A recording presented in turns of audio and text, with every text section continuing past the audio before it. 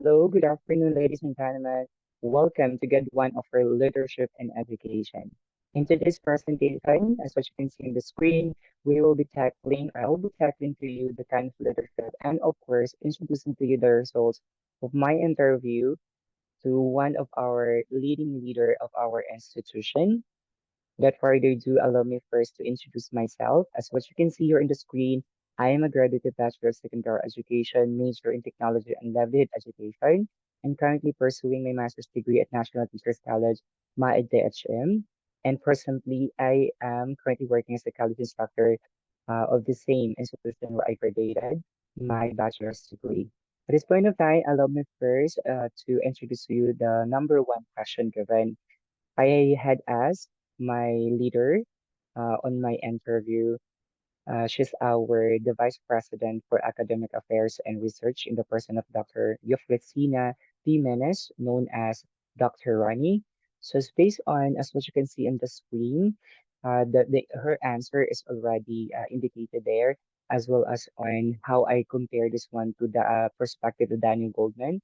I have found out that our leaders, she has the motivation, the empathy, social skills, if I'm going to compare this one to the perspective of Daniel Goldman. So everything there is already enumerated. You know, so the common similarities from Goldman and her answer are the following. She leads her team with leadership and confidence for change positively and able to widely discern for positive suggestions from her subordinates. And aside from that, willingness to accept failure encourages to continue the leadership role with optimism. And the last one, the ability to appreciate diverse talents and skills within her people, vital for the continued positive developmental workforce of the institution. That would be the first question. For the second question is that, did she become a leader by choice, accident, or pressure? So according to her, she did not become a leader by pressure or accident, but rather than she became a leader by her choice. And I can compare that one based on her answer to compare that one to Daniel Goldsman's perspective of what makes a leader. I have found out that her answer are actually quite related to self-awareness, self-regulation, and mostly probably to motivation. So the following answers and the comparisons or the comparisons within are already enumerated on the screen, flash on the screen for the second question. For the third one, how did she prepare for her leadership role? So I asked also that one to her. So she has a very nice answer for that.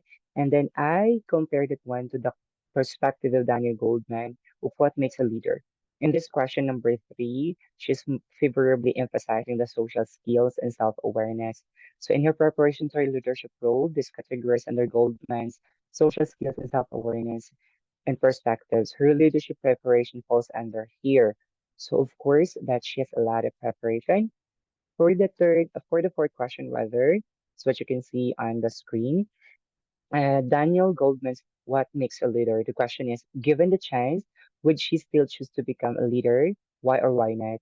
Based on her answer, she wanted to become a leader once again. So it is clear, stated there on her answer, because I had really meticulously conducted the interview for me to find out something out from this a very own role model from our institution. The fifth question would be, what's her perspectives about education, school educational leader and corporate leader? And the answers are already flashed on the screen. She also emphasized that anyone can be a leader.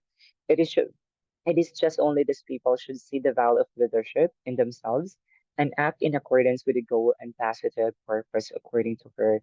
So the comparison between her own perspective towards what educational leader is and corporate leader already flashed on the screen. So for the evidences of my interview, it is put it here on the last presentation, the last slide. So the documentation during the interview. So the person that I had interviewed is none other than Dr. Yoposina Pimenes, a licensed professional teacher, a registered chemist, and member of FIDER, a vice president for academic affairs and research. particularly at Kolehiyo ng Bantukan. That would be all, ladies and gentlemen, for my presentation this afternoon. God bless everyone, and thank you so much for listening.